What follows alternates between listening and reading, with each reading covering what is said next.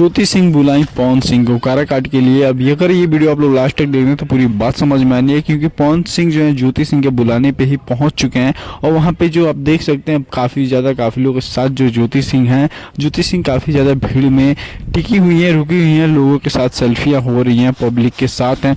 लेकिन पवन सिंह को जब ज्योति सिंह ने इन्फॉर्म किया कि आपको आना है, तो पवन सिंह जो है काफ़ी सारी बातें सोचने के बाद जो है फाइनली वो निकल जाते हैं ज्योति सिंह के सपोर्ट के लिए।